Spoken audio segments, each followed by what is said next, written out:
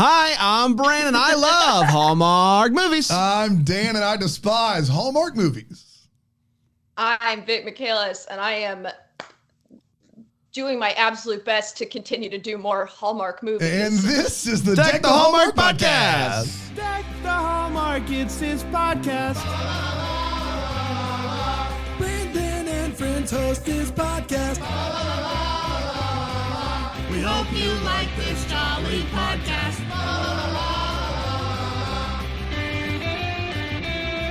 Wow. Oh, boy. For our first interview out of the gate for It's a big 2024. That's right. We're back This to is a big interviewing. one. The strike's over, Brand. Strike's over. Gosh, we Yeah. haven't interviewed someone since the Yeah. strike's been Yeah. over. And Vic is still going to work, even though she's reeling from all the streaming revenue she's receiving Yes. now that the strike is over. That's right. Which is That's fantastic. exactly right. Congratulations to you. That's right. And Yorn. Vic, welcome to the podcast. This is your first time, first Hallmark movie, and you get an invite to Deck the Hallmark. That's I a know big that deal. was That's a big deal kind of for what you. you were hoping for. Massive for me, actually. Honestly, they asked me to do silly voices on podcasts sometimes. So getting asked to come on a podcast for myself for a Hallmark movie is, just And really a cherry on top You of will the be cake. treated as no less than an actor. We're not gonna this thing's scripted. We're not gonna get down here and make you do silly stuff. We're all about serious. Yeah, we're not going to be like you're working the drive-thru and Kermit the Frog is ordering a burger and fry and scene. We're not going to do that We won't unless do you it. want to, We and then won't we do it. can.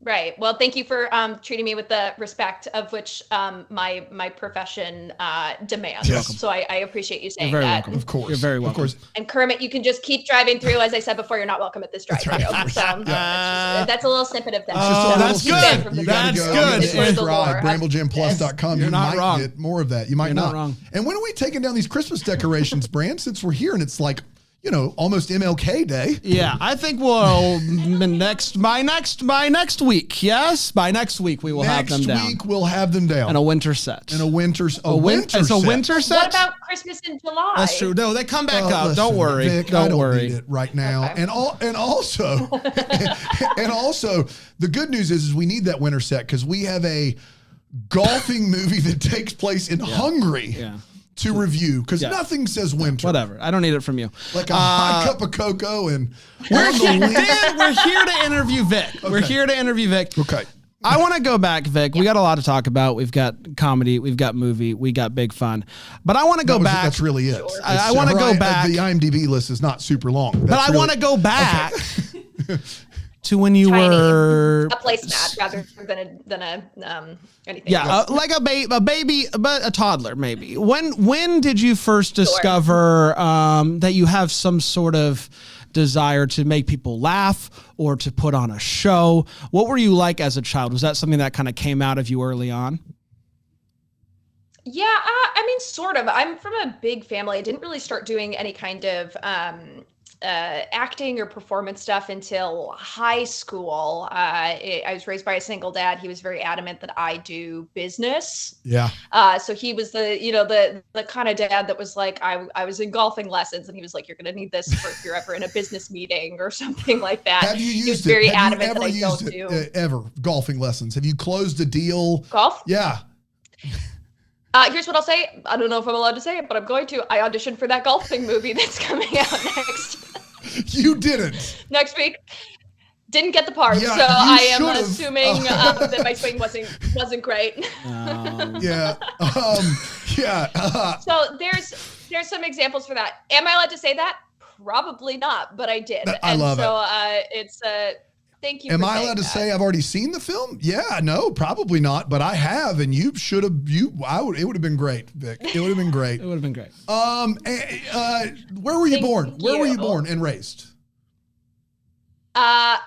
Okay. Those are two very different questions. I was born in New Jersey, but I was raised. We moved around a ton, so I spent a bunch of time in sort of like northern Illinois, and then we moved up to Toronto, and that was sort of where I finished up high school.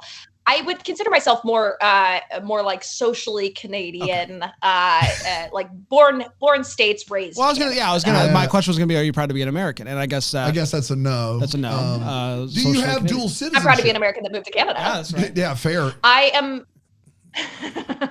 I'm an American citizen, Canadian permanent resident. Okay. There's like some annoying. There's like some rules where you have to be in Canada for like X amount of time while you're waiting for your passport to come in, and I go back and forth between Canada and LA quite a bit. So that's just do you get the Canadian healthcare perks, or are you? Yeah, anybody that's there gets the perks, right? I do. I'm a Canadian taxpayer. I'm BC, British Columbia, and then also Los Angeles. So I get my BC healthcare, and then I also pay for American healthcare. So really a best of both worlds type situation. That is the best. I will say this, Vic. Yeah, thank goodness you're paying for the real healthcare. Vic, in the Bramble Jam Plus chat, which you cannot see, but if you were a member of Bramble Jam Plus, you could watch this early. All of our New Jersey listeners are claiming you. So I don't know where that falls for you, but they're all claiming you because they're, New Jersey. So I just want to let you know that. No, I love that. Thank you so much. I'm a nation with no flag. I'm constantly looking for a home. So this is until you really get sick, special and to then me. the home is Toronto. is immediately BC. I don't know any of the words to the national anthem down here. No, nothing you can do about it. So you moved around a bunch, learning the golf lessons, business, and in high school, did you just kind of fall into the drama class and just kind of go, let me try this out, or was that not the path? Well, okay, so maybe this is a little bit, I don't know if this is like the confidence that I have by being raised by a dad that liked me, or like, I really I moved up from, Chicagoland area up to Toronto, and I was like, I'm going to reinvent myself. I've never done a play. I'm just going to start telling people that I act because I always wanted to do acting. So I got up there and I just started a rumor that I did theater at my old school. Have you heard about me? Oh man, if YouTube was around, you would see it. That, man. Whoa. But I really did just start a rumor that I did a bunch of theater in my old school, and then I got to theater auditions for our spring play or whatever, and I was terrible. I gave maybe the worst audition I would imagine of the semester, but everybody just sort of went, well, Vic was an actor back in Chicago, so it must have just been a weird audition. And I ended up getting one of the lead parts in the play. Did it go well? Not really, but it gave me some experience of being on stage, which then sort of from there I did some other local youth theater, and just sort of took off from there. You said big family. How many brothers and sisters? I'm one of 5. Okay. Wow. As am I. I just did the math. It took you. Is that true? Brain is also on delay. He's there. He is. Yes, he's all. I am also one of 5. That's yeah. Right. It's January 3rd. What? That's amazing. Oldest? Youngest. Can't tell. Yeah. Create this. You can't tell he's the youngest. I mean, look at this sweater. I see. You don't wear this. You don't wear that. You're out not in an public. oldest if you wear this. No, hey, that's okay. I am the oldest, so it's that's sort of. And hey, we're sitting on the same podcast. That's so what true. Does that That's say right. About That's me? true. You know what I mean? This is all. We're the same, except this is your podcast and I'm a guest on your podcast. For now. We'll see. No. Third chair open. So tell me how it progressed. You get in the play, you suck, and then you're like, I want to do this more. And did you get better between audition and the play itself? Did you kind of find yourself and figure out how to do it, or was it all bad? No, it was Commedia dell'arte, which if you know anything about it is just all around tough. And so for me, I also had an impossible time remembering the lines. And so I would just I had a couple of monologues and I would just start making stuff up. And that to me, getting little laughs, making stuff up was was the magic of it. And that, yeah. And so for me, from there, I was that's what I'm chasing is I want to make people laugh like that. It's tough though. Cause big family, I'm not even the funniest person in my family, which is hard.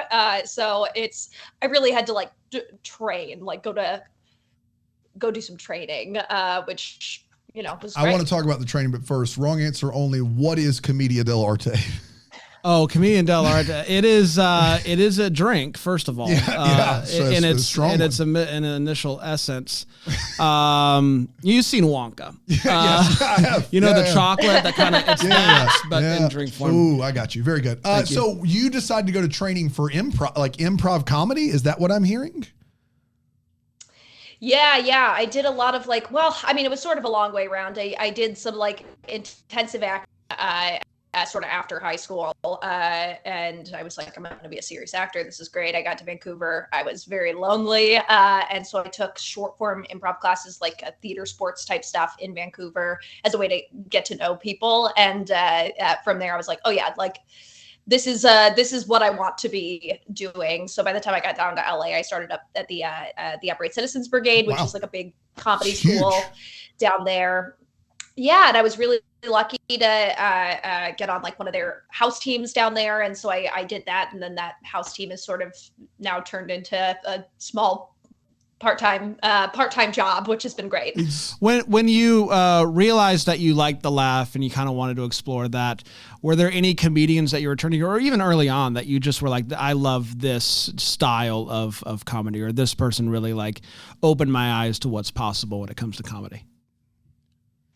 Oh yeah, that's a great question. I mean, I feel broken record of everybody that likes comedy, who looks at the Carol Burnett and Lucio Balls of it all. But I mean, that really is the answer when you're looking at big comedians who have gone on to do stuff, I think. But I mean, I have my answers, but it's going to be niche comedians in LA who I'm I started doing improv and it was these two people. But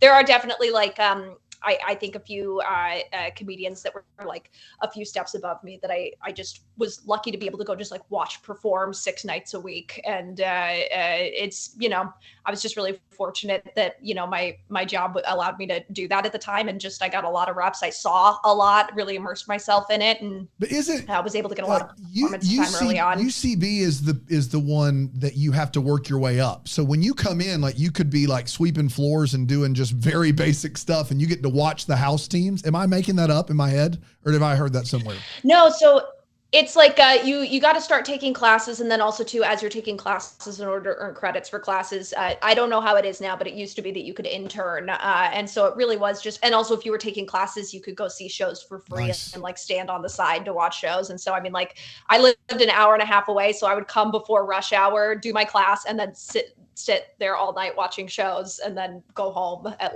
midnight was sort of my thing I did for 2 years. I love it. Have you auditioned for SNL?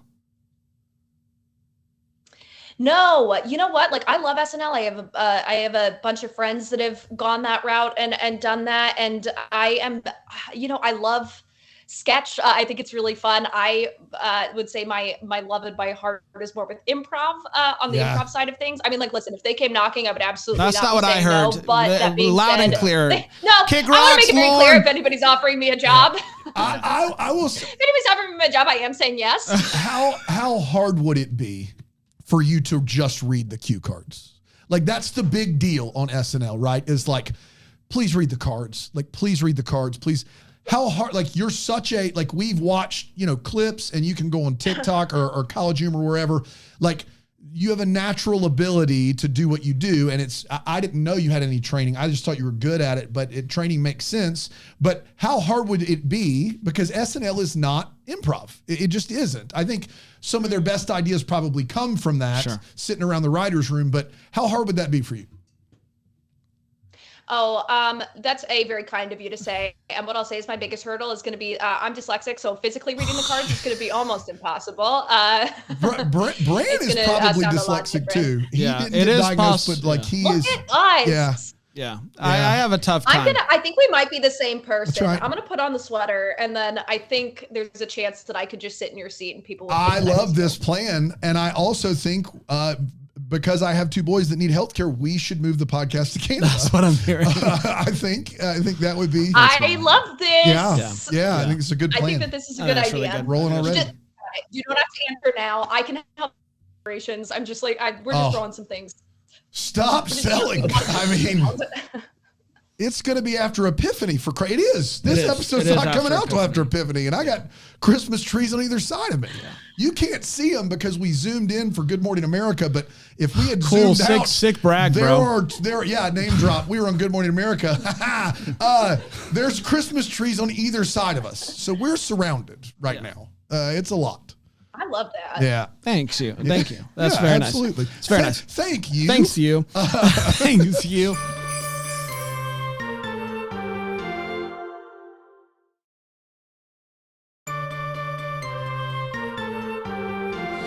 So you start doing the training and then you work your way up to the show. Did you get to collaborate with many comedians that have gone out and kind of made a name of yourself, much like yourself, that you'd be like, I can't believe like I got to work with this person or anything like that in your time there? Oh man, that's a really great question. Yeah, I mean, I feel like I've got a lot of, I mean, it's really tough. I mean, this is like, you know, the true answer, which is like the people that I work with now, especially a lot of the folks that come through, drop out, and the folks that I get to work with on a regular basis. We have this show called AskCat at UCB, which is like it's like a rotating panel of sort of improvisers, and then we get people to come on and give monologues, and like those folks that come through are all absolutely incredible. It's like people I watched growing up on TV that are now like coming back and doing monologues or dropping in to do improv with us. Like I can't like specific names. I don't know like what it'll mean to anybody, but like for me, it's like all of the comedic voices that I watched on TV. Now I'm getting to like a lot of them I'm getting to interact with now on a regular basis, and like that has been bizarre in a really incredible way, like very dreamlike. Getting to do that, and then on Dropout, like recording improv with all of my like the people that I improvise with the most and that like mean the most to me in the world, and the people that I think are so incredibly funny, and having that improv recorded and sent out to the world and other people enjoying it has been just like, yeah, an absolute dream come true. I do want to get to Dropout here in just a minute, but I do like just looking at your IMDb, hearing you talk about acting and how that kind or acting and then going into improv, you have a various shorts on here, which I imagine are comedic in nature, and I apologize for not watching every single one of the shorts. How dare you? But I also see an episode of Charmed on here. Of course you do. Yes. Which is fun. So like, Tell us about Charmed. Tell us about Charmed, first of all, but also we'll eventually end up at round and round. And clearly acting is still something that you care about. Is it always been something that you've been like, I want to get back to acting, like improv, like I want to be able to do both of these things that I love?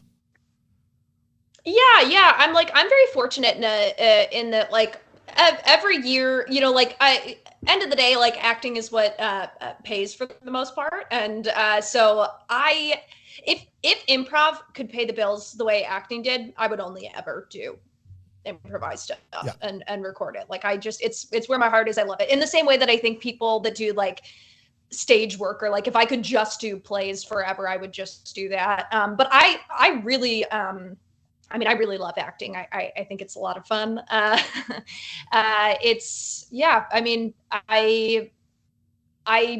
enjoy it. I like getting to sort of have a hand in picking projects a little bit, like, you know, Charmed, wonderful, amazing. If anybody that worked on that show wants to pay me to come do whatever show they're working on now, please. I loved working with you. Cast and crew was like family, but, you know, like, wonderful. I mean, like the best.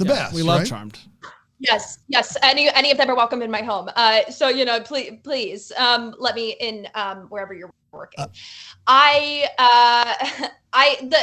nice thing about Hallmark is, at least in my experience with it, was they were so like, I would do more Hallmark in a heartbeat. It's like they shoot so fast. Like at least the set that I was on, like everybody was very amiable to being like, yeah, let's play with it a little bit. Let's see, like, you know, how this scene fits with sort of like the characters that we've developed, which was really Boy, wonderful. 2018 Hallmark would like to have a word. Play with the characters. Is that true? Oh, yeah. They had a regime change in 2020. Before then, they literally were trying to make the same movie. Like the idea that you would like get a take where you do something different would be crazy. But the new Hallmark is very much like in that vein. But before we get there, I do want to ask you this because I think improv is like pizza in New York City. There's like a lot of it and most of it is bad. But when you get like when it's good, it's great. It's like maybe better than just watching a comedy. And so like I guess it's a two-part question. The one is just a softball, like, hey, what makes improv great? And I think I know the answer, but I want to hear from somebody who's a pro. But the other is like when you're in one of the houses in Upright Citizens Brigade, I just would love to know what % of it bombs. Like what % of what you're doing, it's improv. It can't all hit. Bomb? Like nobody's laughing or feeling bomb? Being like, oh, I didn't think that was good. Either. I'm more interested in something that bombed in the room, but you still are like, but that's how we're big on like if it works for us, we don't care if it bombed. But it like, how often do you walk off the stage? Like what % of the bits, just a ballpark? You guys are in so much trouble. This is my favorite thing to talk about, and I literally will not shut up about it. Because I got nowhere to be. I genuinely think nowhere to be. There's there's a few parts to this question, right? Because at the end of the day, if you're putting out something that you feel good about, you think is funny, it doesn't really matter what the crowd thinks, because then it's just the wrong crowd for what you're doing, right? Because improv is so subjective. It's based on like comedy in general is so subjective. Like if you are doing something and you've trained in your craft and like you have reached a certain level of success, for the most part, there are people out there that think what you're doing is funny. So it's a lot of times, especially being live, especially being in a small house like at UCB, it's a lot of times it's like you're doing something and either the timing's not just quite right, or the type of comedy you're doing isn't quite for the crowd that's watching it. But like a true bomb, like being like, I thought that was bad and it didn't land in the room, I would say that actually is like quite rare these days, because oftentimes, especially with my improv team, it's a lot of we're very fortunate that there are like a lot of people that do stuff on Dropout as well, or on my improv team as well, and so we get a lot of folks who like Dropout content that come to our shows. So a lot of times we have like a warm crowd there, and then at UCB I'd say like it's a pretty, I'd say like maybe like 3% of the time are you performing to like silence, which so what, like one show every couple of months where it's just like if I'm up like 5 times a week, something like that, and that's just like is what it is, like it is a live art. But a lot more often than, I'd say maybe like 30-40% of the time you're doing something where you're like, no, I felt okay about that show, but like it just isn't totally working with the crowd, maybe a little bit more than that. And then I would say the most common thing is just like, I didn't feel good about what I did, but the crowd seemed to think it was all right. You know what I mean? Like, I think, but also I think that's how you keep getting better, is to have that barometer for yourself in your head where you're like, oh, I have a bar for myself, and if I'm not meeting that bar, it's I need to keep working harder. How many days a week are you doing improv, be it with Dropout or with your troupe or whatever? A lot. I'm not as much as I used to, because I'm not doing as many indie shows as I used to. So for the most part now I'm doing shows where like, especially post-pandemic, now they've changed the structure, so they're paying performers for all shows, which is how it should be. But it's like the shows that I'm doing now, I'm not doing every show that comes up anymore. So I'd say probably like 3 to 5 times a week I'm on stage. So throughout this time that you were doing UCB and whatever else you're doing, you've been auditioning for like acting roles as well? Yeah, for the most part. I go up back and forth between here and Canada, and for the most part I am still like auditioning in Canada. Do you have a memorably bad audition story? Like just like, wow, boy, what happened? Yes, absolutely. It's like one of those ones where it was like I couldn't have written it in a way. It was like when I first got down to LA and I got an audition for a tween series, and I thought, based on the breakdown, there were 2 characters with very similar names and they were in a scene together, and I had prepared one character who was like the young hot version of something, and they had wanted me to play like the older aunt of that character. Is that the dyslexia coming out? Like, did you just go, you read it and you were like, It was like Janie and Jamie. That's tough. That's a nightmare. You can't send somebody a script with Jamie and I was like, Janie. I'm young hot Jamie, and they were like, no, you're Auntie Janie. And Janie. Clearly, I love it. Janie. Oh my goodness. That's fantastic. So I get in there and they're just like, this is wrong. There was some confusion. Can you do the other role? And I went, yep. And I gave maybe the worst audition I've ever done in my entire. Yeah, with no preparation. You should have walked out. You should have said, I'm either hot Jamie or I'm walking. I'm walking. That's right. Listen, I don't know if I have imparted anything in this interview, but I will do anything for a job. I want the job. I don't care what it is. I want the job. That's right. I will take the job. Yeah. I've got a golfing movie for next winter. It's going to be in Istanbul, and it's going to be awesome to get, middle of the winter. Yeah, middle of the winter. Find the ball in the snow. That's right. Yeah, classic. That's great. That's great. I love the winter.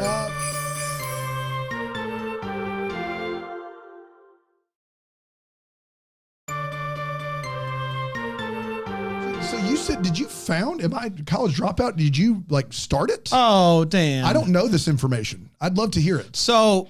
No, that's A-okay. So college dropout's been around for. No, college humor's been around for a long time. Yeah. So and then they evolved to Dropout, which is, but I don't totally know that story. So going from creating shorts on the internet forever to kind of evolving into doing these fun improv games into a streaming series. How did all that come to be, and when did you kind of get your foot in that door?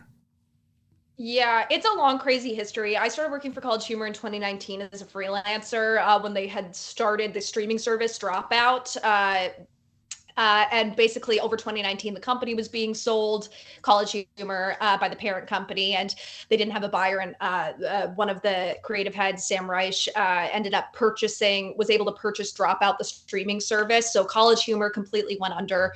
Dropout was able to sort of survive through this purchase. And they ended up, I don't know if you guys are D&D fans at all or have any knowledge of that world, but they had this show called D20 that really started hitting online and on the internet. And through that, they were sort of able to grow the company and the business on that side of things. So it really was like the brink of death, ended up being able to keep going on through D20. And then they started this show called Game Changers, which does a lot of clips online, and through that makes some noise fun. And then I'm now working on this show called Very Important People, which is one of the first new shows they've done in a while. But it's been, it is my favorite company I've ever worked for. Oh. I mean, companies are companies, but they are such a great one from my vantage point.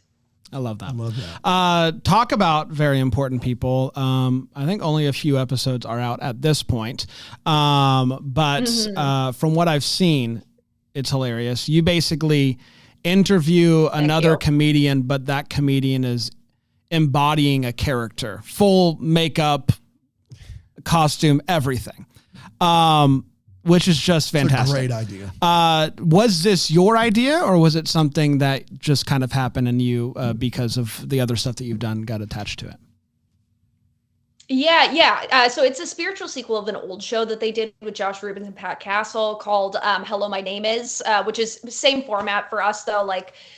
We sort of, it's longer now. We changed up sort of my character's role a little bit, where I'm playing a character version of myself who's interviewing these guys. We have the makeup team is unbelievable. They're literally day 2, I'm in the makeup chair and somebody comes over to Alex, our head of makeup, and was whispered something, and she was like, "Oh, thank you so much." And I was like, "Okay, I'll bite. What happened?" And she was like, "Oh, nothing." And I was like, "Okay." And she's like, we just got nominated for Emmys. And I was like, "What are you talking about?" Literally day 2 of our shoot. Wow. Day 2 of our shoot, our makeup department was all nominated for Emmys for their work on The Mandalorian. Yeah. Wow. That's fair. Okay, this is gonna be a good show. No kidding. And do you as the host don't know what's about to come out? So a little bit. Yeah. So I'm a co-executive producer on it too. So I got to sort of know. So we have like code names for all of these characters. Like from our first episode, we had like our Princess Emily was listed as like the Raver Girl. But that being said, like I have no idea what characters are coming out. Like I know at one point the actor Anna was talking about doing like a mortgage broker who dresses like that. So it's like, it doesn't really help on the improv side of things to know what they're going to look like, but it doesn't necessarily hurt either. So that's sort of like just helping get to pair what costumes I think would be interesting for people. I had a little bit of input in that, but for the most part, that was up to the creative team. I love that. I love that. Round and round. Yeah, let's talk about Hallmark. Can you just... Here we go. I know, we made it. And we both quite enjoyed the movie. I had it first for the year. We collectively... Bran had it second. I had it second. And so my question to you is why do you think Bran hates you? And I'll take that answer however you'd like to do it. That's so funny. That's a question that I would also like to know. Well, and I have my own reasons, and we don't need to get into it, but just Biltmore was number one for me, and it was more just the building and the magic and whatnot. You're going to defend the other movie to the actor of the other movie? I just want to get, there was, okay, hold on. Just hold on. Vic auditioned for Christmas at Biltmore and didn't get it. Yeah. So how does that make you feel? So round and round. Would I be the first guest that you made cry on your podcast? On the podcast itself, yes, but Dan has made multiple people cry with his reviews. Come on the show, and I'm like, have you heard of the show? Thinking they don't listen, and they're like, oh yeah, you made me cry, and I was like, oh no. So that's me, and one of them is Tamara Mowry Housley, the sister actor. You're kidding. Yeah. True story. That's really hard. Has that changed your reviews at all? Like, has that changed the way you talk about movies? We like my stuff. I try to be like critical, but not like I try to never make it personal. And the other one, I think Tamara said like, what you were saying was right. I just didn't. And then Ashley Williams was the other one, who's a wonderful, like she's a dear friend of ours. She's so sweet. And she produced this movie with her sister. And they did a Kimberly Williams yes! Paisley and the two Christmas the Swister swap. And I basically talked about how this is a great idea, but Hallmark just didn't let it work. Like it didn't really unleash it and let it work. And here's why it didn't work. And then when I saw her, she was like, I'm taking off my makeup. I'm washing my face. I'm like, let me see what the guys thought. And I heard you and I just started crying because as a producer, what you were saying was not inaccurate. And so I think both of those, on the surface, it sounds terrible that I made them cry, but I never go after people. Like I hope I'm never punching down. Like I hope what I'm saying is very much, this movie doesn't work. But I will say it has changed from the beginning. When I first started. You're not looking up people's IMDb's and telling them it's the size of a dessert plate. I would never. Yeah, I'm not bringing someone on the show and going, I liked a movie more than yours. Like I wouldn't do that. Okay, well I wasn't planning on that, but you know what? My thing is at least I reviewed the episode or the movie. Dan got the flu, and so he didn't. I did a video. No, I did a video where I reviewed the film. Mm-hmm. So there is a review out there. Well, it's just not on the podcast doesn't episode. matter. Anyway. How'd you get involved with it? It's a great movie. Sorry. How'd you get involved with it? Classic. I honestly auditioned. I truly just auditioned for it. I auditioned again. Am I supposed to be saying this? Who knows? I'm doing it. I auditioned for every single part in that movie, I think.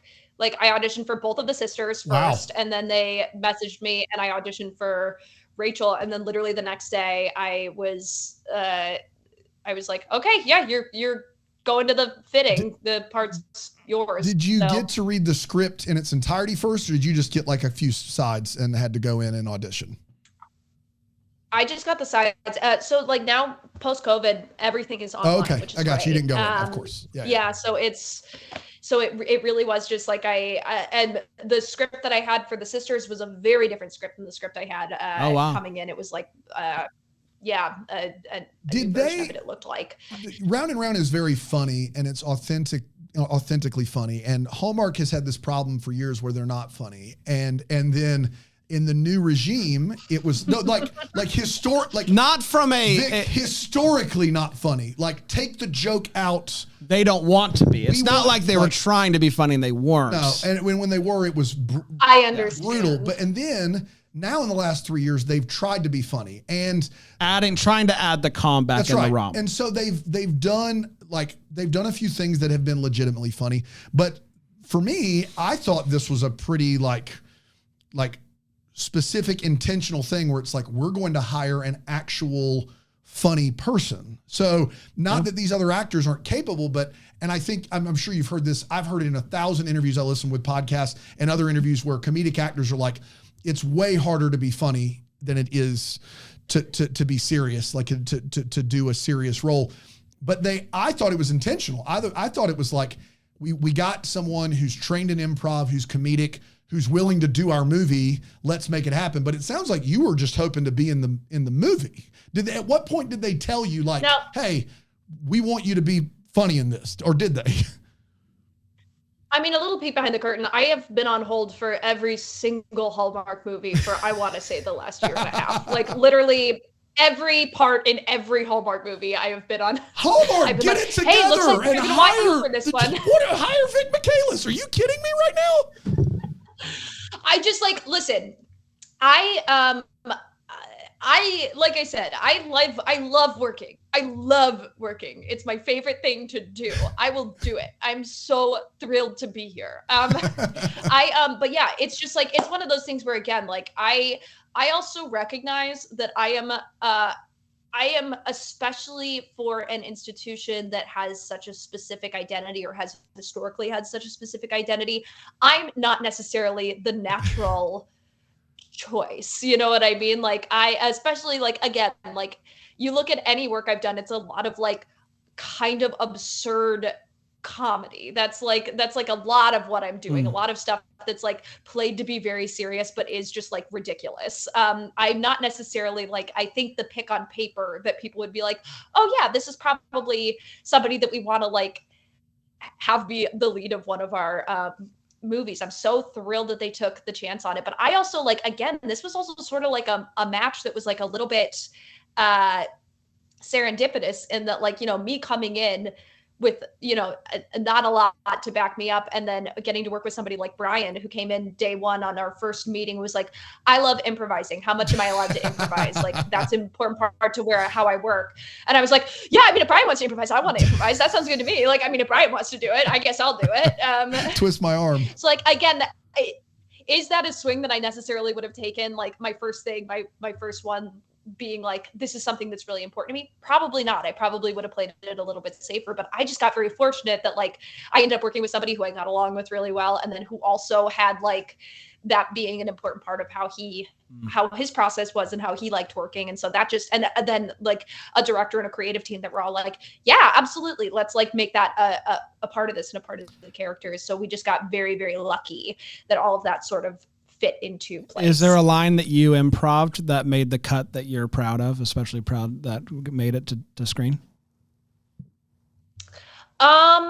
We improvised a lot, and I was really shocked that a lot of it made it to the screen. I think especially as we were doing it, a lot of it, we got sort of the talk of this is a film we all really love, but there's a good chance that none of the improv is going to make it. And I was really thrilled that a lot of scene tags made it. Awesome. A lot of that bar scene, the stuff at the end of the bar scene, made it. That I was really. Yeah. It's a great that was scene. The stuff, I think. Great scene. Yeah. Yeah. So the back part of that, a lot of that improv, most of that's improv, and that all made it in, with the Andy McDowell alarm clock stuff. Classic. And we were pretty happy with that. I mean, we're so lucky that Tamar, the writer, had a very clear, and especially with how complicated time loop stuff can be, just really setting a very clear thing and having clear games for all of these characters written out. It just made it very, very easy to continue to build upon. Yeah, I think I have time loop stuff, but I have to talk about the fact that this is a Hanukkah movie, and Hallmark, another historical thing that Hallmark does is they throw you one Hanukkah movie, and in it, basically the Jewish folks don't know what Christmas is, have never heard of it, and the Christmas folks have never heard of Hanukkah. And it's like, explain to me this crazy. I'm serious. Go watch another one, and it's like, well, and that's good to go. Every year I forget. I'm year, like, what is it? The candles? Are you kidding me? And it's like, what are these candles? They're everywhere. And so many candles, and you're spinning a top. Like, I'm serious. I'm not like they do this thing where it's like, now let me teach you about. The Maccabees or the whatever. And it becomes this educational film that no one asked for. And what's unfortunate is while there's 35 other Christmas movies, there's typically not another Hanukkah movie. This movie, the reason it was number one for me, aside from having this great whip smart dialogue with characters who didn't feel like someone was writing a nerd in a comic book store, but it was actually a nerd in a comic book store. Like all that stuff's important. Time loop trope is my favorite trope. But what did it for me was we got a Hanukkah movie that treated people like adults. So is there a little bit of like explanation in the movie occasionally? Yeah, but for the most part, it's just a movie where these are the traditions of the family. You're not stupid. You know what Hanukkah is. And even if you've not experienced it, it's not hard to just come along for the ride. And so was that ever talked about? Or did you have any idea that was the history? Or you just went in with the script and was like, let's do this thing? Yeah, no, I didn't know that was the history of sort of like Hallmark's experience with Hanukkah movies, and I think that really is like a nod to the writer Tamar. Like that was how it was in the script. I mean, like it's really interesting. Like as somebody that celebrates both Christmas and Hanukkah, like obviously, like we decorate for Christmas and we have our menorah out for the most part is like our Hanukkah. And the menorah, what is the menorah again? I know those candles. It's been a month, 7, 8. I can't remember. And there was oil and there was a lamp. But, I don't know. It's that'll be for part 2. Of course. Yeah, next year. Yeah. We'll be sort of like that. We're going to go through it and we're going to explain all of it in sort of a director's commentary style. But it really is like it was so interesting, like coming in on the first day and being like, oh, this is like Hanukkah decorated in a way that is for like Christmas. Like it's like this is exactly what it would look like. But I mean, like fun, like very fun. Like it was cool. I've never seen so many menorahs in my life, but it was beautiful. Right. You've mentioned that you have auditioned for a lot of Hallmark movies.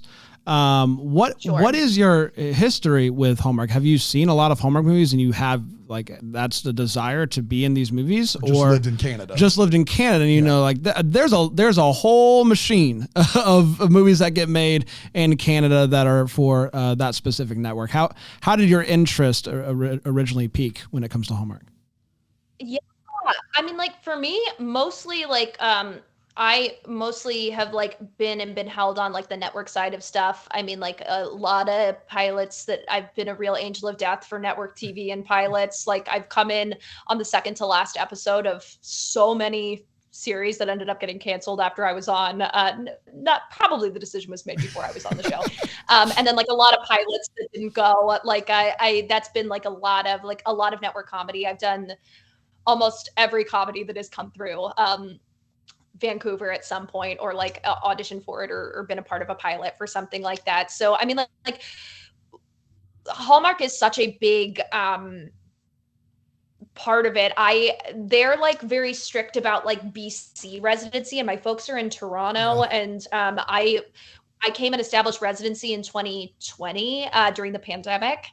And since then been, once I was established as a BC resident, then I was all of a sudden auditioning for a lot of Hallmark stuff in 2021, and it just never again, like I think I was always an option for like, oh, if we want somebody like kind of quirky and kind of funny, and it just like was never totally a direction that people were looking for. And then I got really fortunate. I was able to do a table read for something. Actually, somebody had dropped out last minute, and it seemed like maybe they needed somebody to fill that spot. And I do actually have a lot of acting training. Like I did do a lot of acting, but I just like my heart and my bread and my butter is like comedy and quirky comedy. And that was the parts I was going out for the most part. But post that table read, people were like, oh, maybe Vic could do something like this, I think. So from there, then I was able to do Round and Round. Could you tell me what the table read was for?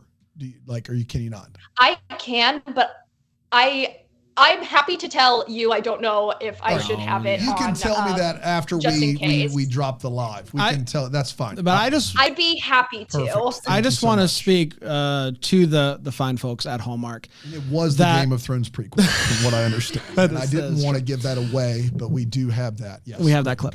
That Round and Round was such a great movie, and obviously the comedy worked, but the acting, you seemed so perfect for that role, and it wasn't just because of the comedy. The comedy was obviously fantastic.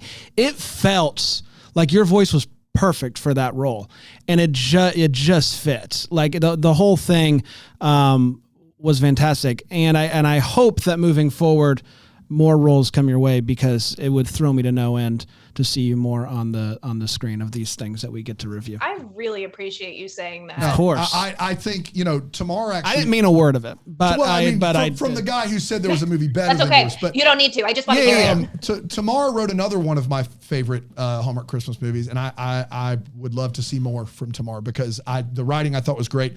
Absolutely. You and Brian were fantastic. And then from a time loop perspective, this is one of the few movies I think Hallmark rarely sticks the ending, aside from the kiss, which we all know is coming.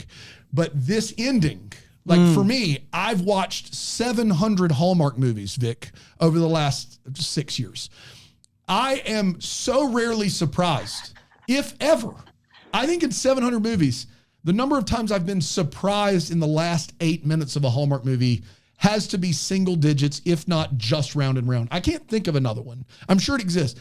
But to have, if you've not seen the film, go see the film. I'll try not to spoil it, but to have the reveal of this time loop device, and to realize who all is involved, and what it actually means to this family as a family heirloom, was not only poignant because it speaks to the traditions we pass on to our kids. As you're saying this, when Rick Hoffman walks in, who I would love in this movie, and lays down on the bed like this, and is like, I got to tell you this, just such a great scene. And Rick Hoffman is never in these movies, and he's freaking phenomenal. He's so good. Anyway.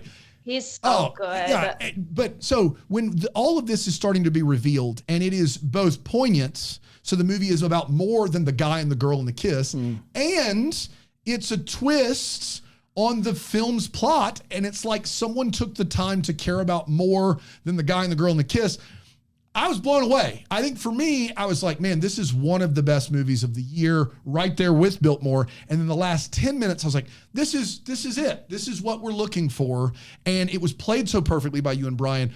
I know that there seems to be no question in the near future, but my question is, glad you acknowledge that. Yes. How much of the time loop stuff, how much of that is, we hear 15-day shoots. These movies are done on the fly. We change things. We're molding our characters. How much of that was just in the original script you got?